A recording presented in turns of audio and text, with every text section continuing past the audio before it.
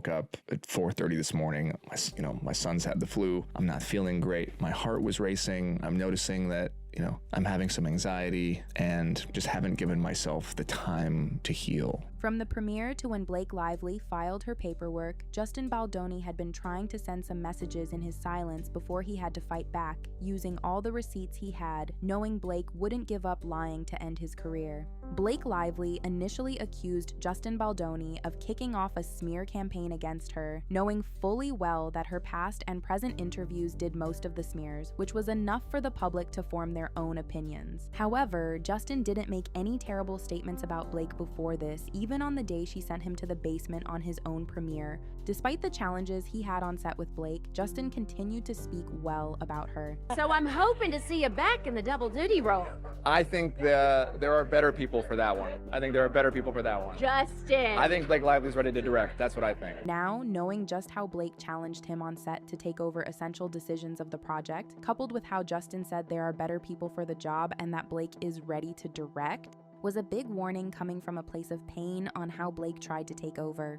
Justin was unhappy, but still ensured to speak positively without causing chaos amongst the fans, which Blake didn't care about. To better understand how this was a call of distress from Justin at the time, watch how Colleen Hoover reacted when being told. So I doesn't know if he'd be going to direct the next one, but perhaps Blake would. Is that something that you would entertain? That eye roll is the reaction of someone who saw the drama happen on set and realized Justin is being oppressed but still did not care despite starting the process with him before Blake was brought on board. Funnily enough, this was when the whole cast was trying not to bring attention to what happened behind the scenes, which was strange because it was easy to tell due to the separate media and PR tours both main leads engaged in. Before Blake amended her lawsuit, Justin knew she was the type who wouldn't stop lying to keep the world against him. It was easy for her to poison his reputation with the other co-stars, and they all decided to pick Blake's side in the controversy. Justin was also probably aware of how Blake did something similar to Penn Badgley before they started dating. Nevertheless, he saw that she had people who could ruin his career, and that was why he warned us with his silence, not saying anything until Blake accused him further with more lies. However, in the amended lawsuit, Blake mentioned 2 other actresses whom Justin harassed on set but are willing to testify at trial. The 2 women have been alleged to be Isabella Ferrer and Jenny Slate, but the insane thing about saying Isabella complained of abuse on set is baseless because Isabella, on her own, sent Justin a message after filming to thank him for making the set a safe place for her and the rest. She thanked him for giving her a fantastic platform for her first film and emphasized the safety and protection she got on set due to Justin's initiative as a director. She said,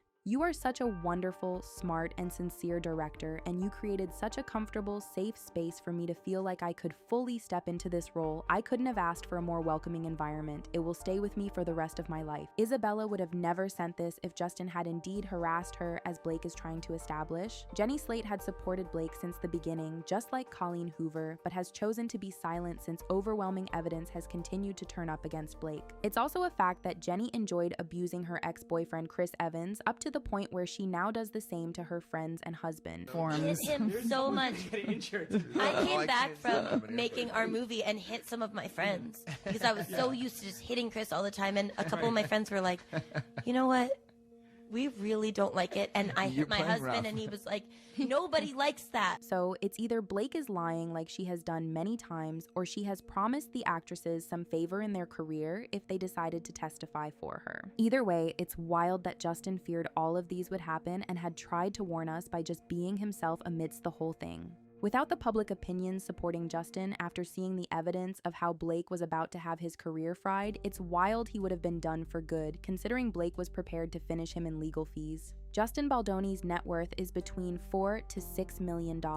In comparison, Blake is worth $30 million, and her husband, Ryan Reynolds, is worth $350 million, which means they have higher financial and star power than Justin and could easily intimidate him with that. And despite Justin being affected several times on set, he warned us again when he didn't file his lawsuit until after Blake filed the paperwork. Sadly enough, that's because he knew he couldn't afford the legal fees. Blake understood as well, and that's why they went after Justin to strip him of his net worth after taking his movie away from him and ridiculing him at the premiere. Shockingly, Justin had a comeback with the help of his billionaire friend, Steve Sarowitz, a co-founder of Wayfarer Studios, who's worth about $2.5 billion, which swallows up Blake and Ryan's worth altogether. But do you know what's even more ridiculous? In Blake's amended lawsuit, she's disappointed to see Justin get a fighting chance due to his billionaire friend because he would have been forced to settle otherwise due to the high legal fees involved. Aside from financial resources, influence is another thing Blake and Ryan have been utilizing to fight Justin, as they are well connected in Hollywood and can get any favor they want. This was another scary moment for Justin before and after he was let go by his agency, William Morris Endeavor, in favor of Blake and Ryan, who the same company also represents. Initially, the company tried to establish that there was no bias in letting Justin go. However, the truth was soon exposed when the chief executive of the talent agency, Ari Emanuel, expressed his distaste for Justin and supported the couple instead. He said, "I mean, it is a effed up bad situation with what Baldoni is doing until I fired him. I've known Ryan and Blake for over a decade. They're really incredible people. In Hollywood, they have been incredibly successful. They are charitable. They've given tons of money away." Ari continued affirming that he's a ride or die supporter of Blake and Ryan. Justin's lawyer, Brian Friedman, responded by saying Ari's perspective about Justin would have been different if he had met him when he was a client of his agency. This shows how much star power Blake and Ryan wield and how Justin is seen as nobody compared to them, even by the agency meant to protect his interests.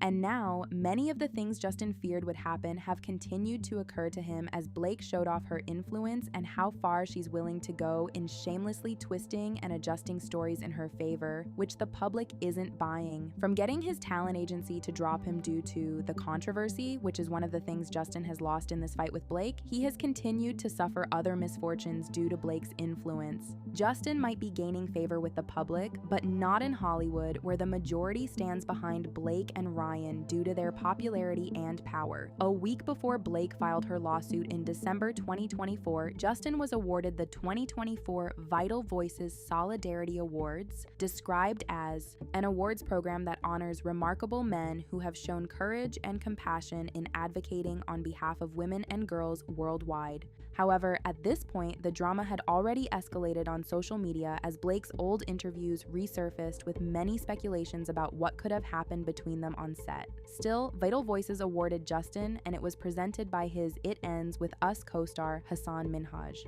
However, on December 23, 2024, after Blake's paperwork was filed, Vital Voices publicly announced that they'd rescinded the award and informed Justin about it. This award honors men who have shown courage and compassion in advocating for women and girls, which they felt Justin deserved due to his being very vocal about feminism. But then they took it back with a statement that said, "On December 9th, 2024, we recognized Justin Baldoni with this award. On Saturday, December 21st, we learned through news reports about a lawsuit brought by Blake Lively against Mr. Baldoni, his publicists, and others that is disturbing and alleges abhorrent conduct."